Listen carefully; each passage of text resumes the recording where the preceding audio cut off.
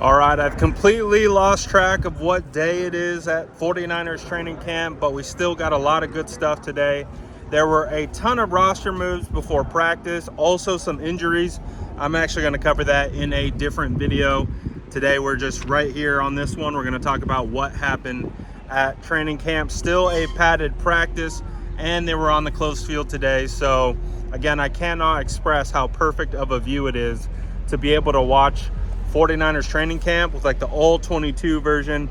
It's absolutely beautiful. Let's start with some of the things that I noticed in one-on-ones. To note, they had the offensive line versus D-line super far away, so it was really hard to see, but I actually got a better look at wide receiver versus DBs today. And Ricky Persall, I know you guys have been hearing, he is as advertised. He is hard to cover, and he won every rep in 1v1s. Going up against Upton, Stout, and some other DBs, but he looks fast, he looks shifty, he looks precise. He is looking like a first-round draft pick, and Ricky Persall had probably one of the better one-on-ones sessions of the day.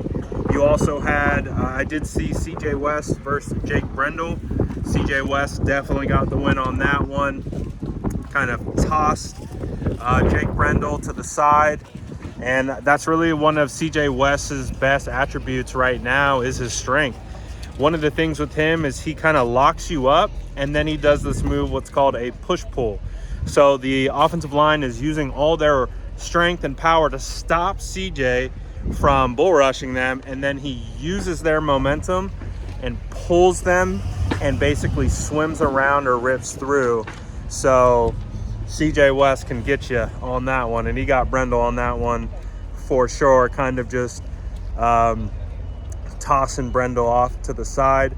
So CJ West continues to be solid in one-on-ones. I would say the best throw of the day was from Mac Jones in one-on-ones. It was a go ball down the right sideline.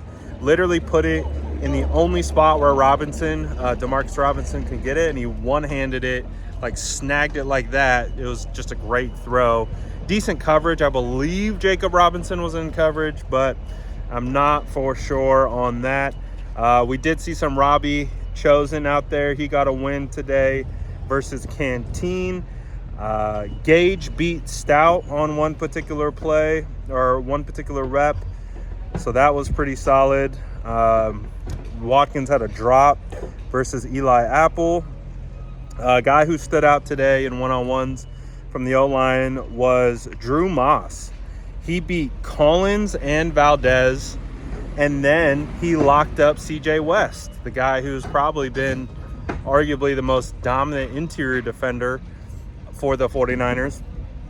He straight up locked him up. And I remember one of the previous training camps that I was at, it was a similar situation where Drew Moss was beating everyone for the most part, and he did it again today, so that one was interesting.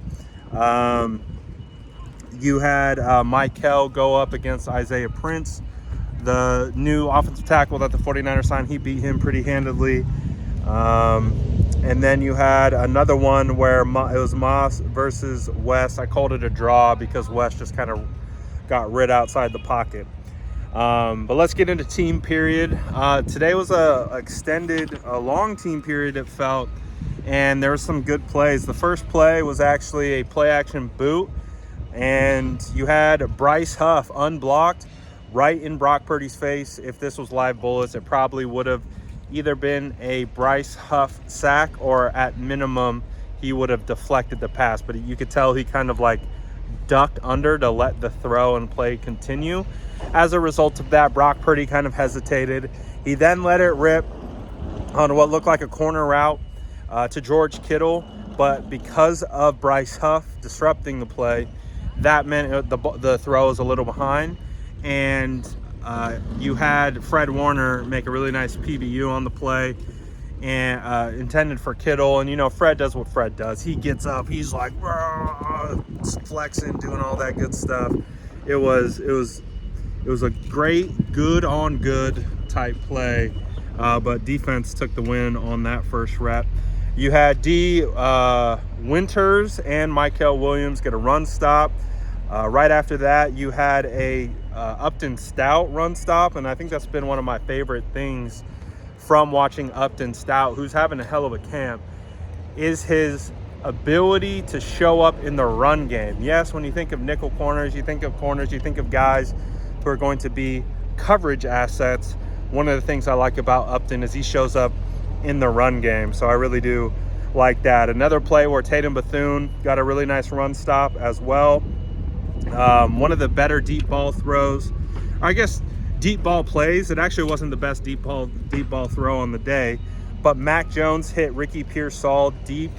I didn't see how the play developed. All I saw was Ricky Persall running wide open, probably 30-40 yards downfield, completely dusting the coverage.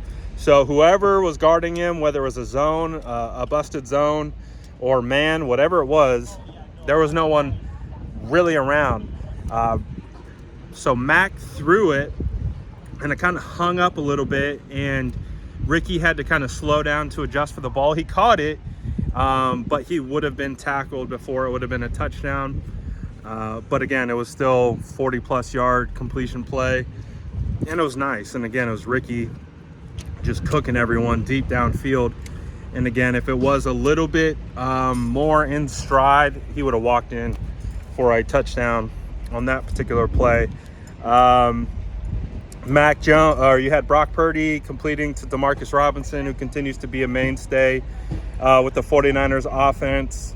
One of the more open touchdowns on the day was a pass from Brock Purdy to Patrick Taylor in the corner right end zone. There was no one around Taylor within probably 10 yards of when the play was completed. I didn't see how the play developed to be able to even give you any insight on how it happened, but whatever they're doing, they need to keep doing it, because Patrick Taylor was wide open for a touchdown on that play from Brock. There was one play where Mac Jones probably could have had a touchdown to Junior Bergen. He was rolling out to the right. He tried to throw it. You could tell while he was on the move, there was just no power on his throw, and it just kind of hit the turf. It kind of showcased why, Mac is good in the pocket, maybe not so much out on the move.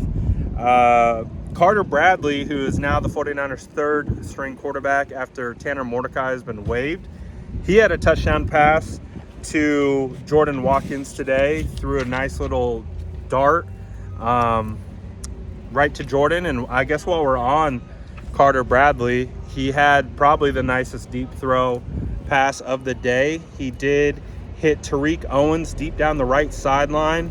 I mean, felt like 40-plus yards, although it would have been a sack. And I'm going to talk about this guy who would have had the sack.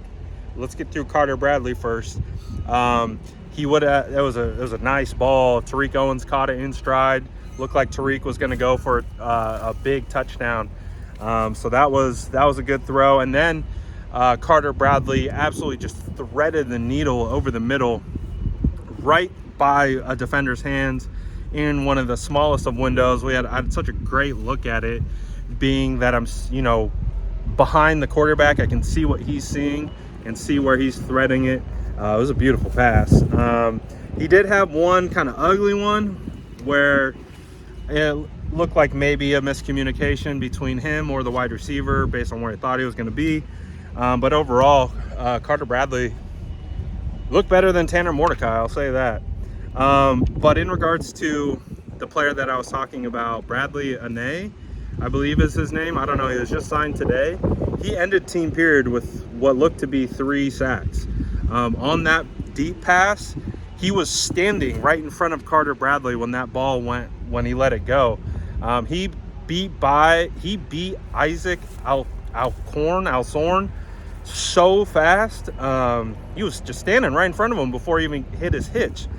And that was that would have been the 3rd sack in 3 consecutive plays for Anae. He was all over the place. So that was good to see. But I would say that the one of the most apparent connections in training camp is Brock Purdy to George Kittle. Those guys are on point. I think George has been the best offensive player of training camp. He's just so consistent. Whenever he gets the football, he is making plays. He is making plays downfield. You can just tell that whenever the ball is intended for George, him and Brock are 100% on time. That ball is coming out. It's coming out in a hurry. They had this one throw where it was an out towards the sideline, and you had Brock just complete it on an absolute rope. Only where George could get it. Opposite side hash, and you guys know that that's one of the toughest throws in the books for any quarterback. So those guys have been absolutely cooking. One of the best battles of today was Ricky Persall versus Upton Stout.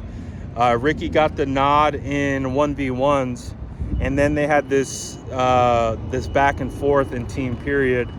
You had one where it was an insane anticipatory throw by Brock Purdy on a comeback route to Ricky Persall, kind of against the right sideline.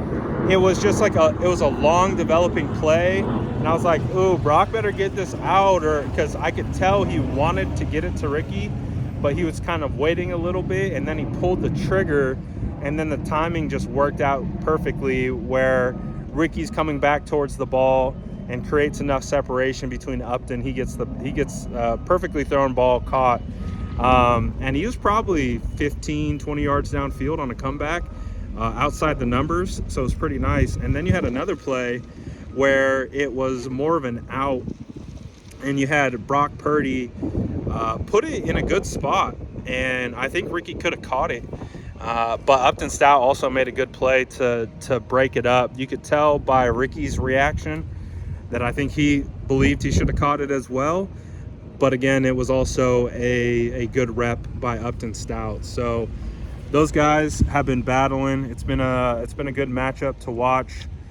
So not bad for a practice. You know, that didn't have Bosa, Trent Williams, Christian McCaffrey, Kyle Juszczyk, and some of those guys as they're probably getting ready for joint practices. But overall, some good stuff today. You had Junior Bergen on a tunnel screen.